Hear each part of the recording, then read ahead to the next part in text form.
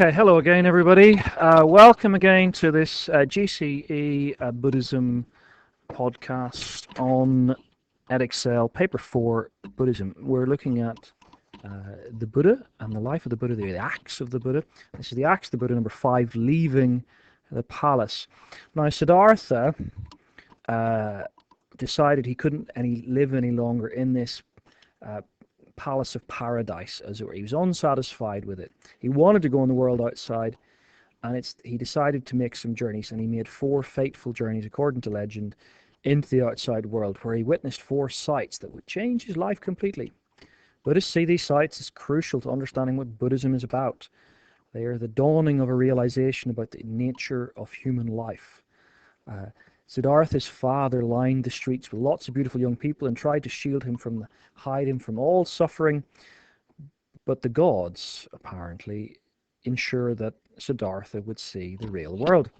On his first journey outside the palace, he sees an old man. Age was a completely new concept to Siddhartha, and he realized for the first time that those he loved and he himself would become old. On his second journey, he saw diseases, or an ill man in his charioteer. Channa, his charioteer who accompanied him, explained to him that most people experience sickness in their lives, and this was another shock for Siddhartha.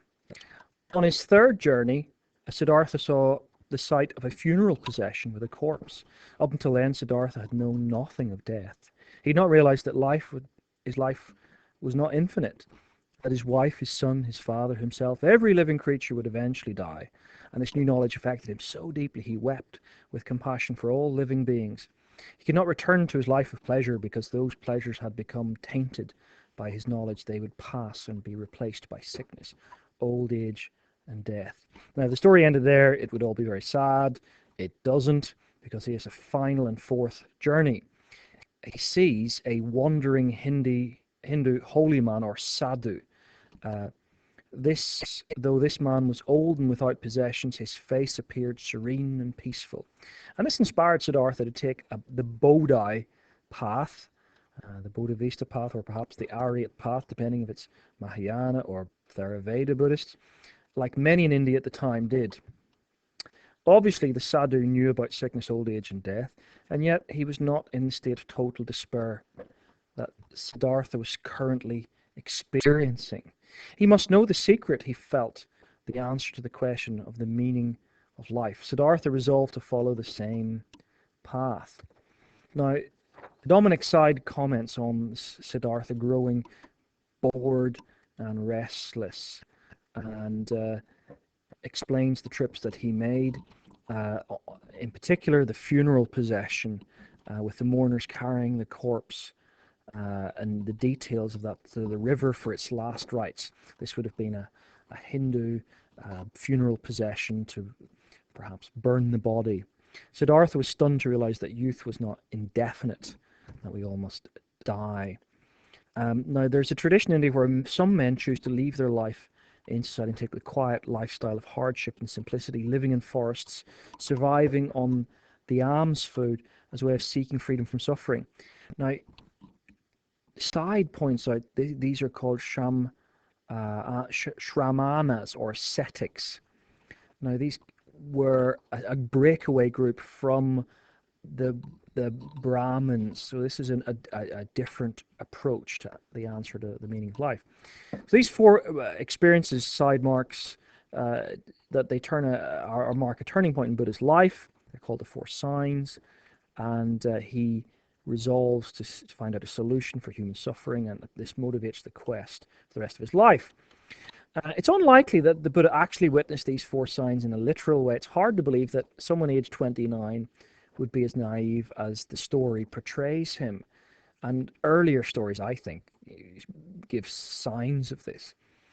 It may be more helpful to see the story as a story of growing disenchantment with pleasure and luxury, and his dawning realization that complacency cuts people off from the nature and meaning of life.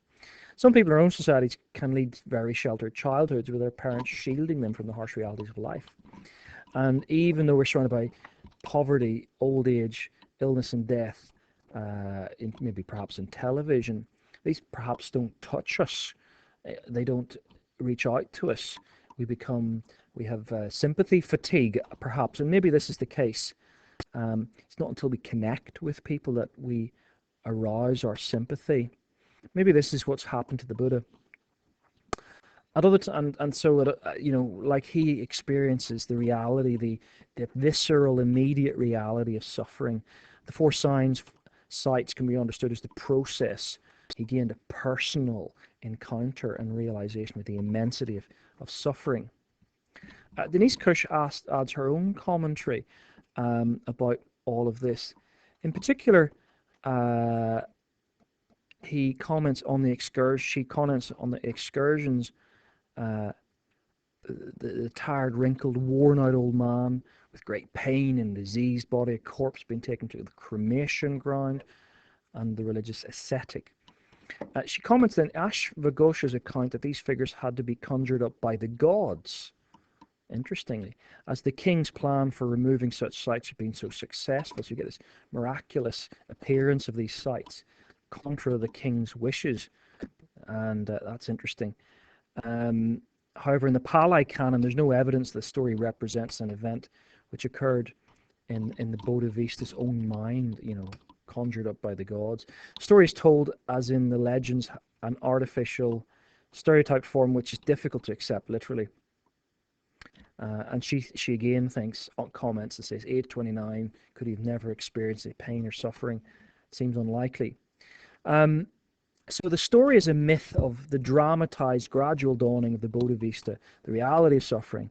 Now it says, whilst I had such power and fortune, yet I thought when a untaught ordinary man who's subject to aging sees another who's aged, he's shocked, humiliated, and disgusted, for he forgets that he himself is no exception.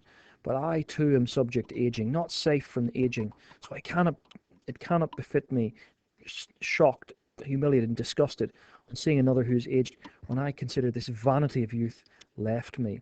Again, this is from the Pali Canon, Anjurata Nikaya 338. So he lost his vanity of health, considering sickness, the vanity of life, considering the inevitability of death. And it's possible to believe that he was brought up believing in Brahman or a creator God, that he abandoned his belief in a creator God at this time, at the sight of suffering. The sight of the ascetic represents his decision to renounce the transient pleasure of his life in the palace and seek solution to sickness, old age, and death in religious asceticism. So, with Side and Kush, do you really think the Buddha could be protected from suffering? Did that really happen?